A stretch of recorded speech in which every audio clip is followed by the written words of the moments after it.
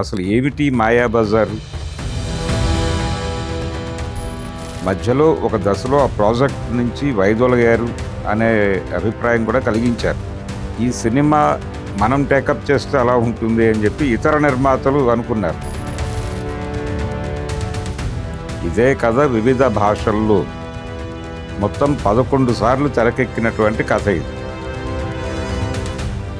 అత్తింట్లో కష్టాలు పడి పుట్టింటికి చేరినటువంటి ఒక ఆడపడుచు, వీళ్ళు రాజ్యాలు పోయిన తర్వాత వీళ్ళకి ఎలా కుమార్తెనివ్వాలి అనేటువంటి ఒక డైలమా ఉంటుంది. దుర్యోధనుడి కుమారుడికి తన కుమార్తెనిచ్చి పెళ్లి చేస్తే బాగుంటుంది అనేటువంటి ఒక అభిప్రాయానికి ఉంటారు. శశిరేఖ అంటే బలరాముడి కూతురు. ఈ కూతురు అభిమన్యుణ్ణి ప్రేమిస్తూ ఉంటుంది. అలాగే రంగారావు గారు ఘటోత్కచుడిగా అద్భుతం, అంటే ఇంకా ఆ స్థాయిలో నటించటం ఎవరి వల్ల కాదు అన్న స్థాయిలో వెడుతుంది.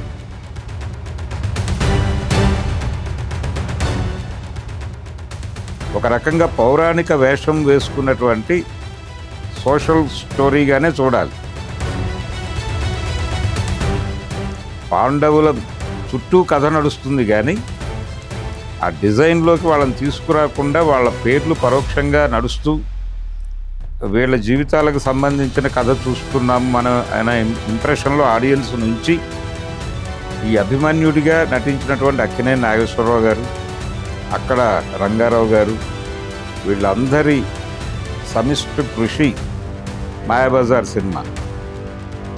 ఒక రకంగా ఈ సినిమాకి హీరో హీరోయిన్ అనే కేటగిరీలో చూస్తే రంగారావు గారు, సావిత్రి గారు వాళ్ళిద్దరి సినిమా ఇది.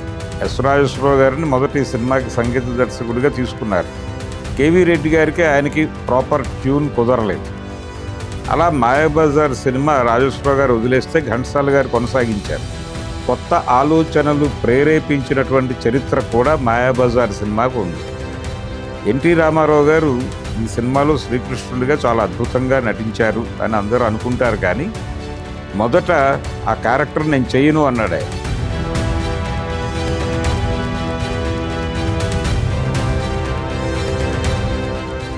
ఆయన గెటప్ వేసి సెట్లోకి వచ్చే వరకు ప్రతి ఒక్కరూ కూడా ఆయనకి లేచి నమస్కారాలు పెట్టేయండి అని. ఈ మార్కస్ బార్ట్లే గారి కెమెరా అద్భుతం. ఈ లాహిరు లాహిరులో పాట ఆయన మిట్ట మధ్యాహ్నం తీశారు అని నాగేశ్వరరావు గారు చెప్తే తప్ప ఎవరికి తెలియనంతగా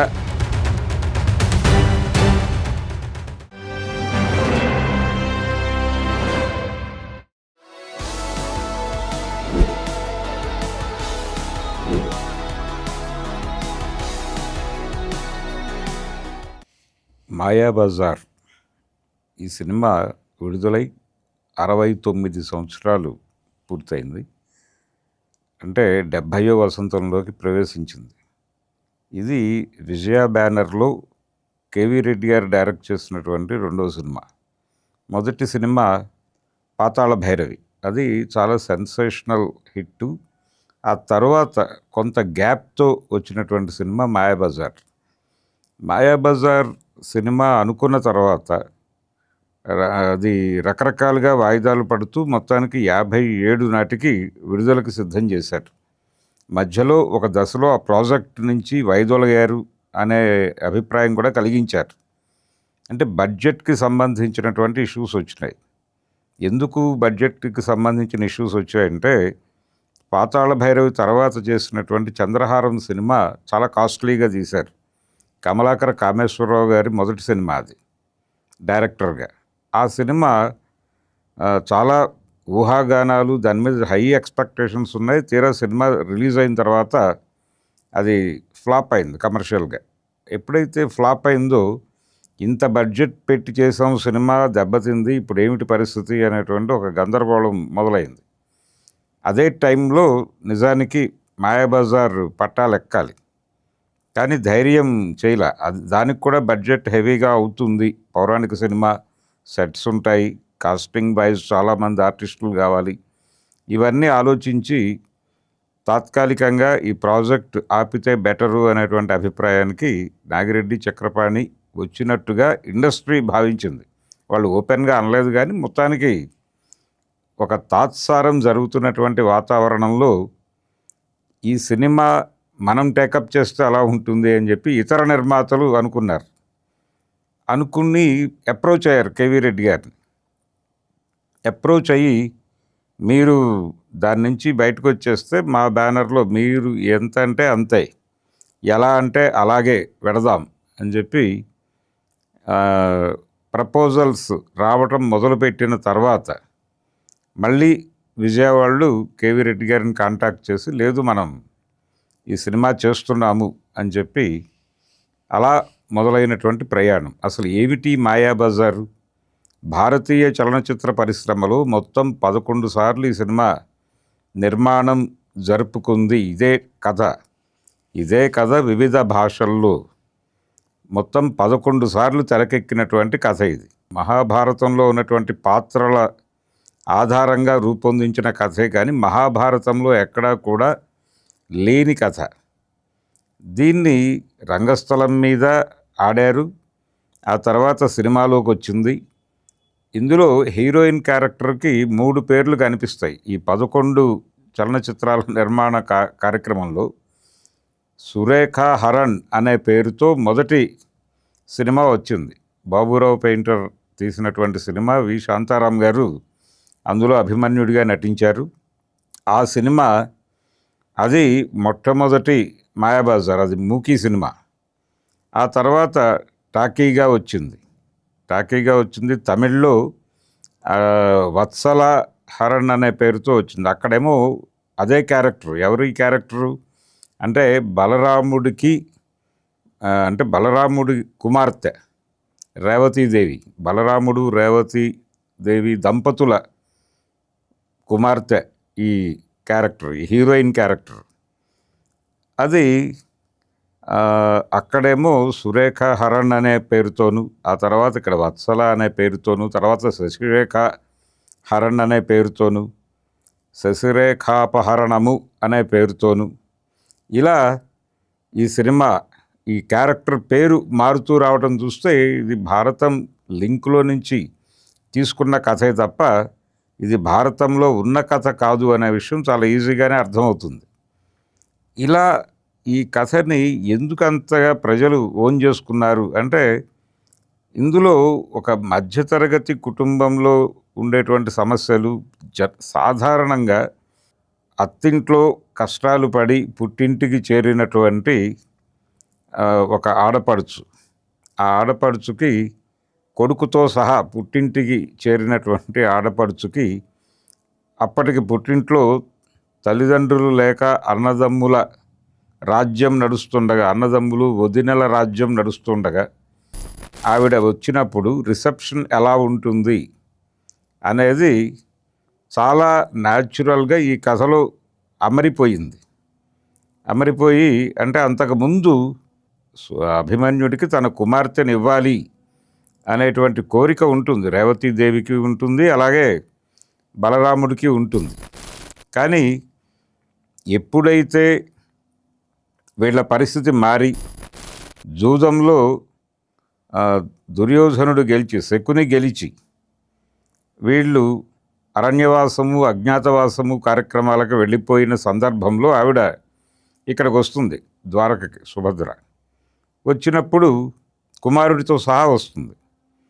వచ్చినప్పుడు వీళ్ళని ఆదరించాలి, పుట్టింట్లో ఆదరించాలి, అక్కడ వరకు బాగానే ఉంటుంది. కానీ వీళ్ళు రాజ్యాలు పోయిన తర్వాత వీళ్ళకి ఎలా కుమార్తెనివ్వాలి అనేటువంటి ఒక డైలమా ఉంటుంది. అందుకని జూదంలో కావచ్చు, ఏ విధంగానైనా సరే వీళ్ళ రాజ్యాన్ని గెలుచుకున్నటువంటి దుర్యోధనుడి కుమారుడికి తన కుమార్తెనిచ్చి పెళ్లి చేస్తే బాగుంటుంది అనేటువంటి ఒక అభిప్రాయానికి ఉంటారు. అది క్వైట్ న్యాచురల్గా, చాలా సాధారణంగానే ఆడపిల్లని కొంచెం స్థితి ఉన్న చోట ఇవ్వాలి అనేటువంటి ఆడపిల్లల తల్లిదండ్రులకి అందరికీ ఉండేటువంటి ఒక సహజ ప్రవృత్తిలో భాగమే వాళ్ళ ఆలోచన. అలాగే ఆలోచిస్తారు తప్ప చెల్లెలి పట్ల లేకపోతే మేనల్లుడి పట్ల ఏదో చిరాకుండి కాదు, అది అన్కాన్షియస్గానే కూతుర్ని ఒక మంచి ఇంట్లో ఇవ్వాలి అనేటువంటి దీనిలో నుంచే నడిచేటువంటి వ్యవహారం. ఆ టైంలో మిగిలినవేవి వీళ్ళకి కనిపించవు, వినిపించవు. గతంలో మనం ఇలా అనుకున్నామే, లేదు వాళ్ళు ప్రతాపవంతులు, వాళ్ళు ఈరోజు కాకపోతే రేపైనా విన్ అవుతారు, రాజ్యాలు సాధిస్తారు, పర్వాలేదు అని అనుకోరు. అనుకోకుండా ముందు గివెన్ సర్కమ్స్టెన్సెస్ అన్నాం మనం. ప్రస్తుతం ఉన్నటువంటి స్థితిగతుల్లో దుర్యోధనుడు పవర్ఫుల్గా ఉన్నాడు కాబట్టి ఆ ఇంట్లో తన కూతురునిస్తే సురక్షితంగా ఉంటుంది అనే అభిప్రాయానికి వాళ్ళిద్దరూ వస్తారు. కానీ శశిరేఖ లేదు, వత్సల లేదు, సురేఖ, ఈ క్యారెక్టర్కి అంటే బలరాముడి కూతురు, ఈ కూతురు అభిమన్యుణ్ణి ప్రేమిస్తూ ఉంటుంది. అభిమన్యుణ్ణి తప్ప ఇంకెవరిని పెళ్లి చేసుకోను అని భీష్మించుకుని కూర్చుని ఉంటుంది. అభిమన్యుడు కూడా ఈ అమ్మాయినే చేసుకోవాలని అనుకుంటాడు. వీళ్ళిద్దరి మధ్య చిన్నప్పటి నుంచి ఒక లవ్ ట్రాక్ ఉంటుంది. కాబట్టి మనం పెద్దవాళ్ళు అవునన్నా కాదన్నా మనం పెళ్లి చేసుకుందామని ఫిక్స్ అయి ఉంటారు. ఇది ప్రధానంగా లైన్. వీళ్ళు ఫిక్స్ అయిన తర్వాత వీళ్ళని కలిపే బాధ్యత అభిమన్యుడి అన్నగారైనటువంటి ఘటోత్కచుడు భుజాన వేసుకుంటాడు. భుజాన వేసుకుని కౌరవులకి బుద్ధి చెప్పాలి అంటే ఈ యాదవ కుటుంబంకి చెందినటువంటి ఈ శశిరేఖని కౌరవ సామ్రాజ్యంలోకి పంపించటం కరెక్ట్ కాదు.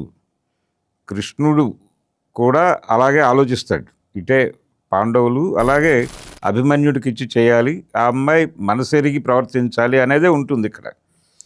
ఒకవైపేమో కూతుర్ని ఉన్న ఇంట్లో ఇచ్చుకోవాలి అనేటువంటి సహజ ప్రవృత్తితో వాళ్ళిద్దరూ అటువైపు ఆలోచిస్తూ ఉంటారు. కృష్ణుడేమో ఆ అమ్మాయి మనసులో ఎవరున్నారో వాళ్ళకే ఇచ్చి పెళ్లి చేయాలి తప్ప మన నిర్ణయాలు కాదు అనేటువంటి అభిప్రాయం కృష్ణుడు వ్యక్తం చేస్తూ ఉంటాడు. కృష్ణుడు అలాగే రుక్మిణీదేవి కూడా. ఇది వ్యవహారం. దీనికి వాళ్ళిద్దరిని కలపటానికి ఘటోత్కచుడు వీళ్ళకి ఉపయోగపడతాడు.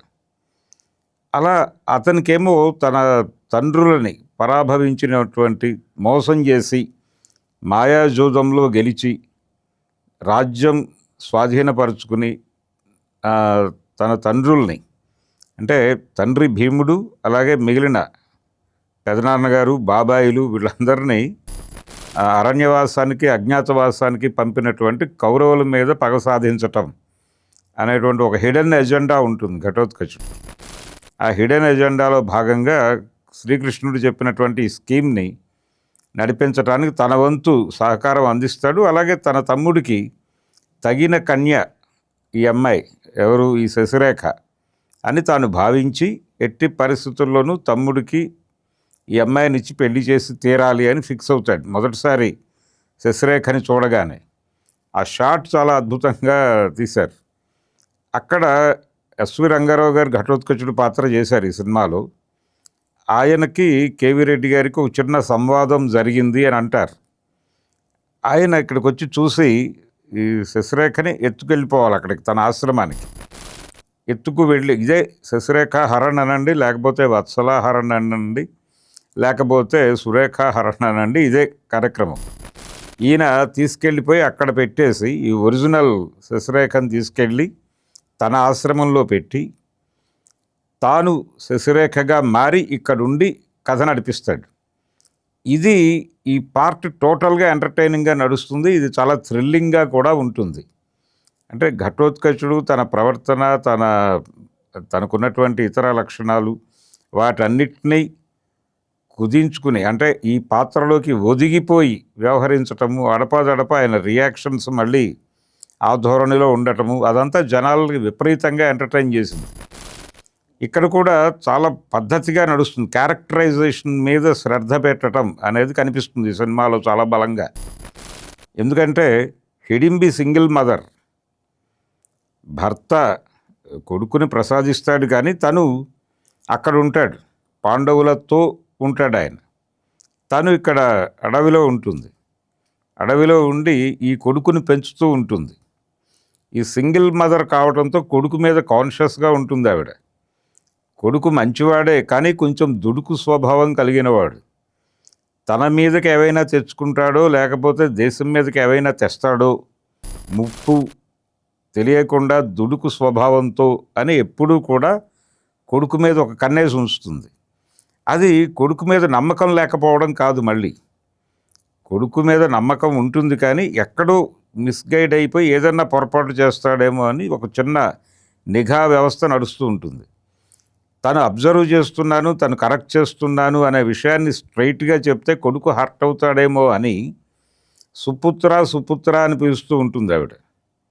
సూర్యకాంతం గారు చేశారు హిడింబి క్యారెక్టర్. అది అద్భుతమైనటువంటి ఆ తల్లి కొడుకుల ఎపిసోడ్ మొత్తం చాలా అద్భుతంగా రాశారు, అంతే అద్భుతంగా తీశారు, అంతే అద్భుతంగా నటించారు కూడా వాళ్ళిద్దరు. సూర్యకాంతం తల్లిగాను, రంగారావు గారు కొడుకుగాను. అదొక అద్భుతమైనటువంటి ఎపిసోడ్ ఈ సినిమాలో. అక్కడ ఒక సింగిల్ మదర్ ఉండేటువంటి ఇబ్బందులు, కొడుకు రెస్పాన్సిబిలిటీ, ఆ రాజ్యాన్ని కాపాడుకోవాల్సినటువంటి రెస్పాన్సిబిలిటీ, ఇవన్నీ భుజాన వేసుకుని కొడుకుని సమర్థుడిగా తీర్చిదిద్ది ఆ రాజ్యాన్ని, ఆ భారాన్ని అతనికి అప్పచెప్పి నడిపించాలి అనేది కార్యక్రమం. అప్పటికే అతను ఆ రాజ్య భారాన్ని నిర్వహిస్తూ ఉంటాడు, కానీ ఎక్కడైనా పొరపాటు చేస్తాడేమో అని ఈవిడ పై ఎత్తున గమనిస్తూ ఉంటుంది. ఇది నడిచేటువంటి వ్యవహారం. ఇలా ఈ టోటల్ ఎపిసోడ్స్ అన్నీ కూడా మనకి విపరీతమైనటువంటి ఎంటర్టైన్మెంట్ని ఇస్తూ ఉంటాయి. అలాగే కొత్తగా అనిపిస్తుంది. ఒక మన అన్ని కుటుంబాల్లోనూ జరిగేటువంటి కథగానే ఉంటుంది తప్ప ఇది ఎక్కడో మనం పౌరాణిక సినిమా చూస్తున్నాం అన్నట్టు ఉండదు. ఆ పాత్రల ఆహార్యాలు అవన్నీ కూడా గెటప్లు అవన్నీ పౌరాణికపు స్టైల్లో ఉంటాయి, కానీ కథ చాలా సోషల్ డ్రామాగానే నడుస్తుంది. అందుకని ఇది ఒక రకంగా పౌరాణిక వేషం వేసుకున్నటువంటి సోషల్ స్టోరీగానే చూడాలి, సాంఘిక కథా చిత్రంగానే చూడాలి. పౌరాణిక వేషం వేసుకున్నటువంటి సాంఘిక కథా చిత్రంగా మాయాబజార్ సినిమాని చూడాల్సి ఉంటుంది. ప్రతి క్యారెక్టర్ను కూడా అలాగే డిజైన్ చేశారు. శ్రీకృష్ణుడు అన్నగారి పట్ల చాలా వినయంగా ఉంటాడు, కానీ అన్నగారు ఏదైనా రాంగ్ డెసిషన్స్ తీసుకున్నప్పుడు ఆయన్ని గాయపరచకుండా ఆ నిర్ణయం అమలు జరిగి రాజ్యానికి ఇబ్బంది కలగకుండా చూసుకుంటూ ఉంటాడు. దానికోసం అన్నగారు కోప్పడినా కానీ అడపాదడపా అంటే ఎక్కడో చోట తెలిసిపోతుంది ఇదంతా శ్రీకృష్ణుడు ఆడుతున్నటువంటి వ్యవహారం అని. తెలిసినప్పుడు చిన్న మందలింపుతో సర్దుకుపోయేలాగా చేసుకుంటూ వెడుతూ ఉంటాడు. అలాగే రుక్మిణి కృష్ణుడు వాళ్ళిద్దరి మధ్య ఉండేటువంటి ఒక అటాచ్మెంటు, అదొక రిలేషన్, అది బాగా ఎస్టాబ్లిష్ చేస్తాడు సినిమాలో. సంజయ్ గారు చేశారు ఆ క్యారెక్టర్. జయలలిత గారి మదర్ చాలా హుందాగా ఉంటారు ఆవిడ. ఒక నిండు కుండలాగా ఉంటారు ఆ క్యారెక్టర్లు. ఆ క్యారెక్టరైజేషన్ కూడా అలాగే ఉంటుంది. అద్భుతంగా ఇమిడిపోయారు ఆ పాత్రలు. రామారావు గారు ఎలాగైతే కృష్ణుడిగా ఇమిడిపోయారు, అలాగే రంగారావు గారు ఘటోత్కచుడిగా అద్భుతం. అంటే ఇంకా ఆ స్థాయిలో నటించటం ఎవరి వల్ల కాదు అన్న స్థాయిలో వెడుతుంది. ఇలా ఈ శశిరేఖని తీసుకువెళ్ళి ఘటోత్కచుడు తన ఆశ్రమంలో పెట్టి తన తమ్ముడికి అక్కడ వివాహం చేస్తూ ఇక్కడ మాయా శశిరేఖగా తానుండి లక్ష్మణ కుమారుణ్ణి అలాగే కౌరవుల్ని నానా తిప్పలు పెట్టి వాళ్ళందరినీ కట్టకట్టి తిరిగి హస్తినాపురానికి పంపించేసి అప్పుడు ఈ వెనకాలన్నటువంటి కాన్స్పిరసీని అర్థం చేయించి, అంటే రాబోయేటువంటి కురుక్షేత్ర యుద్ధానికి సన్నాహం జరుగుతోంది అనేటువంటి నేపథ్యంలో నడుస్తుంది కథ. కానీ ఎక్కడా కూడా పాండవుల పాత్రలు కనిపించవు సినిమాలో. పాండవుల చుట్టూ కథ నడుస్తుంది, కానీ పాండవులు కనిపించని పాండవ కథ ఇది. అదొక స్క్రీన్ ప్లే మాయాజాలం. స్క్రీన్ ప్లే మాయాజాలం అని మనం అంటున్నాం, కానీ నిజానికి ఆ డిజైన్లోకి వాళ్ళని తీసుకురాకుండా వాళ్ళ పేర్లు పరోక్షంగా నడుస్తూ వీళ్ళ జీవితాలకు సంబంధించిన కథ చూస్తున్నాము మనం అనే ఇంప్రెషన్లో ఆడియన్స్ నుంచి అలా కథ నడిపించడం అనేది ఒక టెక్నిక్. అది బహుశా నాటకం నుంచి రంగస్థలం నుంచి అడాప్షన్ కావచ్చు. అందుకని క్రెడిట్స్ వాళ్ళకి ఇవ్వాలి. అసలు ఎవరైతే ఈ కథని రూపొందించారో వాళ్ళకి ఆ క్రెడిట్స్ ఇవ్వాలి. ఇలా ఒక ఆచారంగా కల్చర్లో భాగంగా అన్ని ప్రాంతాలలో నడుస్తున్నటువంటి కథ ఇది. తెలుగులో మొదటిసారి ఈ సినిమా తీసింది పివి దాస్ గారు. ఆయన వేల్ పిక్చర్స్ అనేటువంటి బ్యానర్ మీద చేశారు అది. అయితే ఎవరి పివి దాస్ గారు అంటే ఆయన మచిలీపట్నం మినర్వా థియేటర్ యజమానుల్లో ఒకరు. ఆయనకి అక్కడ సినిమా హాల్ మాత్రమే కాదు ఇతర వ్యాపారాలు ఉండేవి. ఆయన సినిమా ప్రొడక్షన్లోకి రావాలి అని అనుకుని, అంటే ఎగ్జిబిటర్గా ఉండటంతో పాటు ప్రొడక్షన్ లైన్లో కూడా వస్తే బాగుంటుంది అనే ఉద్దేశంతో కొంతమంది మిత్రుల్ని కలుపుకుని మెడ్రాస్లో వేల్ పిక్చర్స్ ప్రారంభించి తీసినటువంటి సినిమా అది. శశిరేఖాపహరణం, మాయాబజార్ అను శశిరేఖాపహరణ్ అనే పేరుతో ఆ సినిమా తీశారు. నిజానికి ఈ సినిమాకి కూడా ఇప్పుడు 57లో రిలీజ్ అయిన కేవీ రెడ్డి గారు డైరెక్ట్ చేసినటువంటి ఈ మాయాబజార్ అనే సినిమాకి కూడా వాళ్ళు మొట్టమొదట విడుదల చేసినటువంటి పబ్లిసిటీ పోస్టర్ డిజైను, అంటే అడ్వర్టైజ్మెంట్ డిజైన్ చందమామలో వచ్చేయింది. అది శశిరేఖ పరిణయం అనే ఉంటుంది. ఆ తర్వాత మార్చి మాయాబజార్ అనేది మెయిన్ చేశారు. అంటే బజార్ అనేది తెలుగు పదం కాదు, అది ఉర్దూ అయినప్పటికీ దాన్ని మిక్స్ చేసి మొత్తానికి అసలు అదే మాయాబజార్. అలా మొదలైనటువంటి సినిమా ఇది. ఇందులో ప్రధానంగా మదర్ క్యారెక్టర్స్ని చూస్తే ఈ సినిమాలో తల్లి పాత్రల మీద ఎక్కువ కేర్ తీసుకున్నట్టు కనిపిస్తుంది ఆ డిజైనింగ్లో. సింగిల్ మదర్గా హిడింబి, అలాగే కూతురుని ఒక మంచి ఇంట్లో ఇచ్చుకోవాలి అనేటువంటి, కూతురు జీవితం బాగు కోసం ఏం చేయటానికైనా సిద్ధపడే, కూతురు సెంట్రిక్గా ఉంటూ ఆ కూతురికే చిరాకు తెప్పించేంత ప్రేమ కలిగినటువంటి ఒక విచిత్రమైనటువంటి తల్లిగా మనకి రేవతీదేవి కనిపిస్తుంది. ఛాయాదేవి గారు చాలా అద్భుతంగా నటించారు ఆ క్యారెక్టర్. అదొక మదర్ క్యారెక్టర్. అలాగే సుభద్ర క్యారెక్టర్, కొడుకు అంటే అత్తింట్లో ఇబ్బంది ఉండి పుట్టింటికి చేరినప్పటికీ కూడా ఆత్మగౌరవంతో మెలిగేటువంటి పాత్ర అది. ఆ క్యారెక్టర్ని ఋషేంద్రమణి గారు అద్భుతంగా పోషించారు. కొడుకుని కంటికి రెప్పలా చూసుకుంటూ ఉంటారు. ఇది కూడా ఒక రకంగా సింగిల్ మదర్ క్యారెక్టరే. అంటే 2 సింగిల్ మదర్ క్యారెక్టర్లు ఉంటాయి ఈ సినిమాలో. ఒకటి హిడింబిది, రెండోది సుభద్రది. వీళ్ళిద్దరికీ ఆవిడకు ఒక కుమారుడు, ఈవిడికి ఒక కుమారుడు. ఈ కొడుకుల సంరక్షణ చూసుకుంటూ కొడుకుకి ఎవరి నుంచి ఏ రకమైన ఇబ్బంది కలగకుండా, అంటే అతని వ్యక్తిత్వాన్ని ఎవరూ గాయపరచకుండా చూస్తూ ఉంటుంది ఆవిడ. ఆ సీన్లు చాలా బాగా ఎస్టాబ్లిష్ చేశారు. వాళ్ళు దాన్ని అంతే గొప్పగా పెర్ఫామ్ చేశారు కూడా. ఈ అభిమన్యుడిగా నటించినటువంటి అక్కినేని నాగేశ్వరరావు గారు, అక్కడ రంగారావు గారు, వీళ్ళందరి సమిష్టి కృషి మాయాబజార్ సినిమా ఈ మొత్తం డ్రామాని, మొత్తం గేమ్ని నడిపేటువంటి సూత్రధారి క్యారెక్టర్లో శ్రీకృష్ణుడు ఉంటాడు. ఈయన ఏదైతే చేయదలుచుకున్నాడో ఈయన లీలల్ని ఎగ్జిక్యూట్ చేసేటువంటి క్యారెక్టర్లో ఘటోత్కచుడు ఉంటాడు. ఇది కీలకం సినిమాకి. అలాగే ఘటోత్కచుడి తరఫున వీళ్ళని హెరాస్ చేసేటువంటి, వీళ్ళని ఇబ్బందుల పాలు చేసేటువంటి, ఆ విడిది ఏర్పాట్లు చేసేటువంటి గురువుగా రమణారెడ్డి గారు, ఆయన శిష్యులుగా మిగిలిన వాళ్ళు చాలా ఆర్గానిక్గాను చాలా అద్భుతంగాను నడుస్తాయి ఆ సన్నివేశాలన్నీ. ఇలా ఈ డిజైనింగ్లో ఎంత ఎంటర్టైన్మెంట్ పండించాలో అంత ఎంటర్టైన్మెంట్ పండించారు. అలాగే డైలాగులకు సంబంధించి ప్రతి డైలాగు చాలా అద్భుతంగా కనెక్ట్ అయ్యేలాగా, అంటే ఒక రకంగా దాన్ని అదేదో పౌరాణిక భాషలాగా అనిపించదు, కానీ పౌరాణికపు ఆహార్యం ఉంటుంది భాషకు కూడా. ఆ పౌరాణికపు ఆహార్యంలో సాంఘిక నాటక సంవాదం లాగానే డైలాగుల్ని నడపటం అనేది పింగళ నాగేంద్రరావు గారు నిర్వహించినటువంటి పద్ధతి. అది జనాలని విపరీతంగా మెప్పించటం మాత్రమే కాదు, ఆడియన్స్కి కనెక్ట్ అయినటువంటి వ్యవహారం.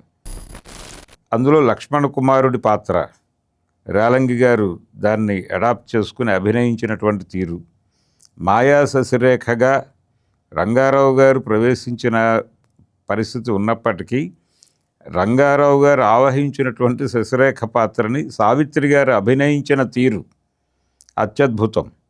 ఒక రకంగా ఈ సినిమాకి హీరో హీరోయిన్ అనే కేటగిరీలో చూస్తే రంగారావు గారు సావిత్రి గారు వాళ్ళిద్దరి సినిమా ఇది. వాళ్ళిద్దరి తర్వాత ఎన్టీ రామారావు గారు, ఆ తర్వాత వరుసలోనే నాగేశ్వరరావు గారు, ఇలా నడుస్తుంది. అయితే టోటల్గా సినిమాకి హీరో ఎవరు అంటే శశిరేఖ పరిణయం అన్నప్పుడు హీరో అభిమన్యుడు అనే చెప్పాల్సి వస్తుంది, అంటే అక్కినేని నాగేశ్వరరావు గారనే చెప్పాల్సి వస్తుంది. కానీ ఆయన హీరో మాత్రమే కానీ చుట్టుపక్కల ఇన్ని క్యారెక్టర్లు మోహరించి ఉంటాయి. అందుకని ఇది ఒక కంప్లీట్నెస్ ఇచ్చేటువంటి సినిమా. అద్భుతమైన సంగీతం. ఎస్ రాజేశ్వరరావు గారిని మొదటి సినిమాకి సంగీత దర్శకుడిగా తీసుకున్నారు. తీసుకున్న తర్వాత ఆయన కొన్ని పాటలు చేశాడు. ముఖ్యంగా ఆ మొదట్లో వచ్చేటువంటి పిల్లల మీద నడిచేటువంటి పాటలన్నీ కూడా రాజేశ్వరరావు గారు ట్యూన్ చేసింది. వాటితో పాటు నీవేనా నన్ను తలచినది పాట కూడా ఆయన చేసినటువంటి ట్యూనే. లాహిరి లాహిరిలో పాట కూడా ఆయన చేసినటువంటి ట్యూనే. ఇలా ఆయన కొన్ని ట్యూన్స్ చేశారు. కానీ కేవీ రెడ్డి గారికి ఆయనకి ప్రాపర్ ట్యూన్ కుదరలేదు. ఆ కుదరకపోవడంతో ఆయన చిరాకు పడి ఆ ప్రాజెక్ట్ నుంచి వెళ్ళిపోయాడు రాజేశ్వరరావు గారు. రాజేశ్వరరావు గారు వేకేట్ చేసి వెళ్ళిపోయినటువంటి ప్రాజెక్టులు చాలా ఎక్కువే. ఆయన నమ్మిన బంటు సినిమాని కూడా అలాగే వదిలేశారు. ఆ తర్వాత మాస్టర్ వేణు గారు కంప్లీట్ చేశారు దాన్ని. ఇలా చాలా సినిమాలు ఆయన ప్రారంభించి దానవీర సూరకర్ణ కూడా ఆ మొదటి పాట ఏ తల్లి నిన్ను కన్నదో అనేది రాజేశ్వరరావు గారు చేసిన ట్యూనే. అది తర్వాత వదిలేశాడు ఆయన. వదిలేస్తే పెండ్యాల నాగేశ్వరరావు గారు కంప్లీట్ చేశారు ఆ సినిమాని. అలా మాయాబజార్ సినిమా రాజేశ్వరరావు గారు వదిలేస్తే ఘంటసాల గారు కొనసాగించారు. ఘంటసాల గారితో కేవీ రెడ్డి గారికి ఒక అటాచ్మెంట్ ఉండేది.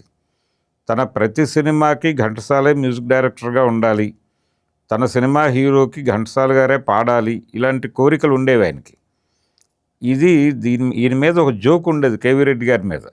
ఆ జోక్ ఏంటంటే ఆయన అవకాశం అంటే ఆడియన్స్ ఏమైనా అనుకుంటారేమో అని ఒక చిన్న సంశయం చేత ఆగుతున్నారు, కానీ లేకపోతే హీరోయిన్లకు కూడా ఘంటసాలతోనే పాడించేసేటువంటి ఉద్దేశాలు ఉన్నటువంటి మనిషి అని అనుకునేవారు ఆ రోజుల్లో. అలా కేవీ రెడ్డి గారు ఈ ప్రాజెక్ట్ అనుకున్నప్పుడు జనరల్గా ఆయన స్క్రిప్ట్ డిజైన్ చేసే పద్ధతి కొంచెం టిపికల్గా ఉంటుంది. మొత్తం కథ తయారైన తర్వాత దాన్ని సమాజంలో ఉన్నటువంటి వివిధ తరగతుల వివిధ శ్రేణుల వాళ్ళని కూర్చోబెట్టి చెప్పేవాడు ఆయన. చెప్పి వాళ్ళని ఒక 10 రోజులు గ్యాప్ ఇచ్చి అందులో ఒక్కొక్కళ్ళని పిలిచి ఆ రోజు నీకు ఒక కథ చెప్పాను కదా అది తిరిగి చెప్పు నాకు అనేవాడు. వాళ్ళు తిరిగి చెప్పినప్పుడు ఏమి వదిలేశారు, ఏమి పట్టుకున్నారు, ఏవి ఎన్హాన్స్ చేసి చెప్పారు, తను చెప్పిన దానికన్నా ఎక్కువ పెంచి ఏది చెప్పారు, ఇవన్నీ కూడా నోట్స్ రాసుకునేవాడు ఆయన. రాసుకుని ఏ సెక్షన్ ఎక్కడ ఎక్కడ ఆ సినిమాని చూసి ప్రేరణ పొందుతున్నారు, లేకపోతే ఉత్సాహపడుతున్నారు, ఉల్లాసపడుతున్నారు, ఇవన్నీ రాసుకుని ఆ ప్రకారం మార్పులు చేసుకుంటూ వెళ్ళేవాడు ఆయన. ఇలా స్క్రిప్ట్ తయారైన తర్వాత పేపర్ మీద స్క్రిప్ట్ తయారవటమే సినిమా పూర్తవటంగా భావించేవాడు ఆయన. సినిమా తీయటం అనేది చాలా చిన్న విషయం, స్క్రిప్ట్ తయారవటమే పెద్ద విషయం అనేది ఆయన ఉద్దేశం. ఆన్ పేపర్ సినిమా వచ్చేసిన తర్వాత తెర మీద ఎగ్జిక్యూట్ చేయడానికి ఆర్టిస్టులు టెక్నీషియన్స్ ఉంటే అది పెద్ద వ్యవహారం కాదు, మనం ఈజీగా నడిపించేయచ్చు అనేటువంటి ఒక బలమైన నమ్మకంతో వెళ్ళేవాడు ఆయన. ఆ నమ్మకంలో భాగంగానే ఈ సినిమాలో సమర్థులైనటువంటి నటీనటులను తీసుకున్నాడు ఆయన. శకునిగా సిఎస్ఆర్ గారు చాలా గొప్ప లెవెల్లో నటించాడు ఆయన. అలాగే ముక్కామల కృష్ణమూర్తి గారు, ఆయన దుర్యోధనుడి గారు, దుశ్శాసనుడిగా ఆర్ నాగేశ్వరరావు గారు, ఇదే మన తక్షణ కర్తవ్యం అనేటువంటి డైలాగ్తో ఆయన చాలా పాపులర్ ఆ డైలాగ్. అలా ప్రతి క్యారెక్టర్కి ఒక మేనరిజము, ఒక ప్రత్యేకత పెట్టి అవి ఆడియన్స్లో రిజిస్టర్ అయ్యేలాగా చూడటం. ఇది వంగర వెంకట సుబ్బయ్య గారు అలాగే అల్లు రామలింగయ్య గారు చేసినటువంటి క్యారెక్టర్లు. ఆ పాత్రల్ని వేధించేటువంటి క్యారెక్టర్లు అవతల వైపు చదలవాడు గారు వాళ్ళు. ఇలా వీటితో పాటు ఘటోత్కచుడి ఆశ్రమం అని చెప్తాడు ఈయన. కానీ ఆయన రాజ్యంలో ఒక ఎడ్యుకేషనల్ సిస్టమ్ ఉంటుంది. ఒక రమణారెడ్డి గారి నాయకత్వంలో అక్కడ విద్యా వ్యవస్థ నడుస్తూ ఉంటుంది. ఒక స్కూల్ నడుస్తుంది. ఆ స్కూల్లో చదువుకునేటువంటి విద్యార్థులకి ఏం చెప్పాలి, సిలబస్ ఎలా ఉండాలి అనేది ఎస్వి రంగారావు గారు ఘటోత్కచుడు నిర్ణయిస్తాడు. అది చాలా ఇంట్రెస్టింగ్గా అనిపిస్తుంది. ఆ ఎపిసోడ్ విడిగా. అంటే వీళ్ళు మాట్లాడేటప్పుడు ఇబ్బంది పడుతూ ఉంటారు. వీళ్ళు ఇలా కరెక్ట్ ప్రాపర్గా పలకటం లేదు పదాన్ని అని చెప్పి వాళ్ళని ఇబ్బంది పెడుతూ ఉంటాడు రమణారెడ్డి గారు. అప్పుడు ఘటోత్కచుడు వచ్చి కోప్పడతాడు. నువ్వు మనకు పాండిత్యం కాదా, జ్ఞానం కావాలి అంటాడు. వాళ్ళకి విషయాలు తెలిస్తే చాలు, అంతకుమించి అదేదో ప్రాపర్గా పలికారా లేదా గొడవలోకి నువ్వు ఎంటర్ కావద్దు అని వాళ్ళు తస్మదీయులు ఈ తస్మదీయులు అనే పదం లేదు అసలు. అస్మదీయులకు ఆపోజిట్ పదం తస్మదీయులు అని వీళ్ళు అంటారు. ఈ చదలవాడ కుటుంబరావు గారు వాళ్ళు అనగానే ఆయన విపరీతంగా ఎంటర్టైన్ అవుతాడు ఘటోత్కచుడు. ఇది క్రియేటివిటీ, దీన్ని మనం ఎంకరేజ్ చేయాలి. ఎవరో ఒకళ్ళు పుట్టించకపోతే పదాలు ఎలా పుడతాయి, భాష ఎలా పెరుగుతుంది అంటాడు. అలాగే అలా విడగొట్టి చెప్పడంలోనే ఒక సొంపు ఉంది అంటాడు. తసమదీయులు అద్భుతంగా ఉంది, విడగొట్టి పొడిగొట్టి పంపేయాలి వాళ్ళని అనే ఒక అభిప్రాయం ఉంది. ఆ అభిప్రాయ ప్రకటన ఉంది దానిలో అంటాడు. ఆ స్పిరిట్ ఉంది దానిలో అని. అలా ప్రతిదీ ఎక్కడి నుంచి వచ్చింది ఇది అంటే, స్టూడెంట్స్ ఏం కోరుకుంటున్నారో, వాళ్ళ స్థాయి ఏమిటి, వాళ్ళు ఏం నేర్చుకోవాలనుకుంటున్నారో అవి నేర్పించడం గురువుగా నీ బాధ్యత తప్ప నువ్వేదో సిలబస్ తయారు చేసి దాని ప్రకారం వాళ్ళని తయారు చేయటం అనేది కాదు. ఇది ఉద్దేశం. అంటే పర్టికులర్గా ఇంగ్లీష్ విద్యా విధానానికి వ్యతిరేకంగా జాతీయ విద్యా విధానం ఉండాలి అని ఒక చర్చ జరిగింది స్వతంత్ర పోరాట కాలంలో. అంటే వాళ్ళకి అనుకూలంగా వాళ్ళకి ఎలా పనికి వాళ్ళు కావాలో అలా తయారు చేసేటువంటి సిలబస్ను వాళ్ళు డిజైన్ చేశారు. ఇక్కడ విద్యార్థుల పరిపూర్ణ వికాసానికి దోహదపడేటువంటి విద్యా విధానము, దేశానికి వాళ్ళు ఉపయోగపడేటువంటి విద్యా విధానము ఉండాలి. ఇది దేశీయ విద్యా విధానంగా ఉండాలి, నేషనల్ ఎడ్యుకేషన్ పాలసీ ఉండాలి అని విపరీతంగా చర్చలు జరిగినాయి. అందులో భాగంగానే మచిలీపట్నంలో నేషనల్ కాలేజీ అనేటువంటిది ఏర్పాటు చేశారు. ముట్నూరు కృష్ణారావు గారు, అలాగే కోపల్ల హనుమంతరావు గారు, భోగరాజు పట్టాభి సీతారామయ్య గారు. ఆ కాలేజీ నేపథ్యము, అక్కడ విద్యా విధానము, వాళ్ళు అనుసరించిన పద్ధతులు, దాని తాలూకా ఇన్ఫ్లుయెన్సు ఈ సన్నివేశాల మీద ఉంది. ఏది ఈ ఘటోత్కచుడు ఆశ్రమంలో రమణారెడ్డి గారు నిర్వహించేటువంటి విద్యాలయం, దాని మీద ఆ నడక మీద ఆ ప్రభావం ఉంది. ఎక్కడి నుంచి వచ్చింది ఈ మొత్తం ధోరణి అంటే, పింగళ నాగేంద్రరావు గారు ఈ సినిమాకి రచయిత. ఆయన చదువుకుంది అక్కడ నేషనల్ కాలేజీలో. అందుకని ఆ ఇన్ఫ్లుయెన్స్లో నుంచి వచ్చినటువంటి ఇది. అలా మాయాబజార్ మీద స్వతంత్రోద్యమ ప్రభావం కూడా ఉంది అని చెప్పుకోవాలి. అలాగే ఈ అమ్మల క్యారెక్టర్ల చిత్రీకరణ అనేది ఒక అద్భుతం. అలా ప్రతిదీ చాలా ఆర్గానిక్గా, చాలా సరదాగా, అసంకల్పితంగా జరిగిపోతున్నటువంటి కథలాగా అనిపిస్తుంది అది. అందుకని ఇన్ని సంవత్సరాలైనా కానీ ఇప్పుడు చూసినా చాలా ఫ్రెష్గా ఉంటుంది సినిమా. ఇందులో ఉన్నటువంటి ఈ పర్టికులర్గా పెళ్ళి అనుకున్న తర్వాత ఆ పెళ్ళిని పెటాకులు చేయటం కోసం అక్కడ జరిపేటువంటి వ్యవహారాలు, ఈ ఎంటర్టైన్మెంటు, ఈ బ్లాక్ని ప్రత్యేకంగా తీసుకుని అనేక సినిమాల్లో వాడారు మనవాళ్ళు ఈ ట్రాక్ని. అలా అనేక సినిమాల రూపకల్పనకి కొత్త ఆలోచనలు ప్రేరేపించినటువంటి చరిత్ర కూడా మాయాబజార్ సినిమాకు ఉంది. ఇన్ని ప్రత్యేకతలు ఉన్నటువంటి ఈ సినిమా ఇప్పుడు 70వ సంవత్సరంలోకి ప్రవేశించింది. ఈ సందర్భంగా ఒక్కసారి మనం ఆ చరిత్రని గమనంలోకి తీసుకొని మాట్లాడుకున్నాం ఇంతసేపు.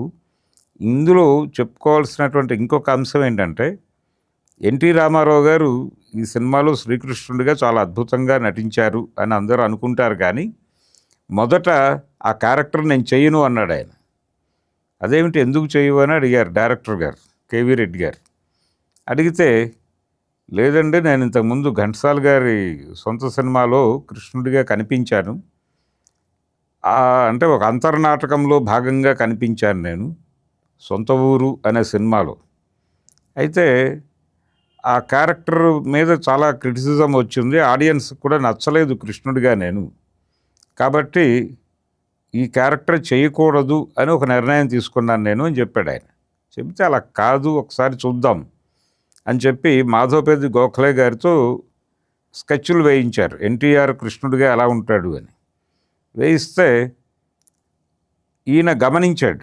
అంటే అక్కడ జరిగిన పొరపాటు ఏంటంటే హాఫ్ క్రౌన్ పెట్టారు కృష్ణుడికి. అది ఎన్టీఆర్ గారి ఫేస్‌కి సెట్ కాలా.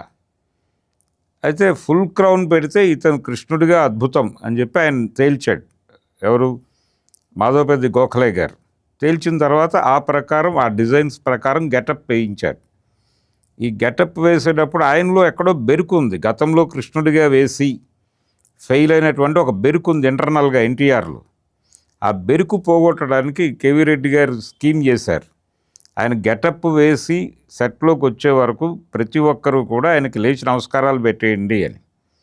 తద్వారా ఆయనలో ఒక కాన్ఫిడెన్స్ బిల్డ్ అవుతుంది, అది మనకి సినిమాకి ఉపయోగపడుతుంది అని డిజైన్ చేశాడు ఆయన. ఈ కాన్ఫిడెన్స్ రామారావు గారిలోకి ఎక్కి ఆ తర్వాత ఆయన నేనే కృష్ణుణ్ణి నేనే రాముణ్ణి అనుకునే లెవెల్కి వెళ్ళింది. అలా అదొక విచిత్రమైనటువంటి ఎపిసోడ్. అలాగే ఆయనకు డైలాగ్స్ చెప్పేటప్పుడు చేతులు ఊపటం అనేది ఒక ఇది ఉండేది. అది కృష్ణుడిగా అలా ఉండకూడదు. ఎమోషనల్గా చేతులు ఊపుతూ అలా నటించడం అనేది ఆయనకు అలవాటు. కానీ కృష్ణుడు ఎమోషనల్గా ఉండకుండా ఉండాలి. ఎంత ఎమోషనల్ సన్నివేశం అయినా కానీ, లేదు ఎమోషనల్ డైలాగ్ అయినా కానీ అది హావభావాల్లో కనిపించకూడదు. కేవలం ఫేషియల్ ఎక్స్ప్రెషన్ వరకు కొంత పరిధిలో వెళ్ళొచ్చు అనేది డిజైన్. అయితే ఈయనకి ఈ చేతులు విసిరేటువంటి అలవాటు ఉంది. దాన్ని ఎలా పరిహరించాలి అనుకున్నప్పుడు పింగళ నాగేంద్రరావు గారు చెప్పారట, రెగ్యులర్గా అతని చేతిలో ఫ్లూట్ పెట్టేయండి. నీకు అలాంటి అభిప్రాయం కలిగినప్పుడు ఆ ఎమోషన్లో చేతులు అనేది ఒక ఏరియా అనుకున్నప్పుడు నువ్వు ఆ ఫ్లూట్తో ఒక చేత్తో ఫ్లూట్ పట్టుకుని రెండో చేతిలో కొట్టుకుంటూ ఉండు, తద్వారా ఆ ఇబ్బంది నుంచి గట్టెక్కుతావు అని. అదే జరిగింది. దాన్ని పాటించాడు ఆయన. అలా ప్రతి ఒక్కరూ అంకిత భావంతో పనిచేసి, మార్కస్ బార్ట్లే గారి కెమెరా అద్భుతం. ఈ లాహిరు లాహిరులో పాట ఆయన మిట్ట మధ్యాహ్నం తీశారు అని నాగేశ్వరరావు గారు చెప్తే తప్ప ఎవరికి తెలియనంతగా అది అంత ఆహ్లాదంగా ఉంటుంది. అలాగే విజయవారి వెన్నెల అనేది ఒక ప్రత్యేకమైనటువంటి ఇడియం. విజయవారి సినిమాలలో వెన్నెల చాలా అందంగా ఉంటుంది. ఆ అందం వెనకాల మార్కస్ బార్ట్లే గారి స్కీమింగ్ ఉంటుంది.